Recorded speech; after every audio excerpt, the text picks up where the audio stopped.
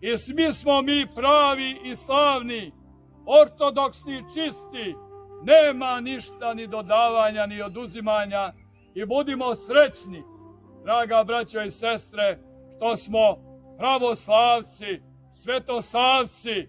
Niko nema što Srbin imade, Srbin ima svoju krsnu slavu, Srbin ima svetitelja Savu. Čije nam je ime i prezime, draga braćo i sestre? Srpsko. Čija nam je krsna slava? Srpska. Možemo li pobjeći sami od sebe? Ne možemo. Od svoje šenke. Ne možemo. Od svojih djedova. Od svojih prađedova. Ne možemo.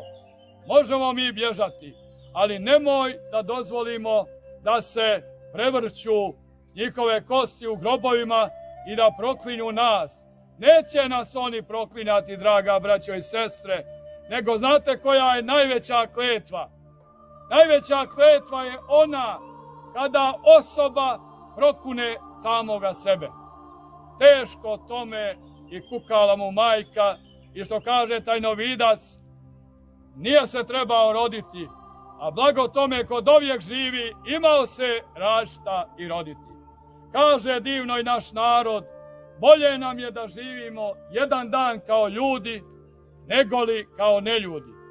A kažemo, opet da ponovim, meni je sveti mitropolit Amfilohije govorio pa ono rukom prema meni, ti si narodni pop. Rekao, daj Bože vladiko, i da budem sluga Boga i svoga naroda. I ništa drugo, da ne budem, da mi ne možete na daljinski prići, nego da vam časno i pošteno služim Bogu i svome srpskome rodu. Amin Bože.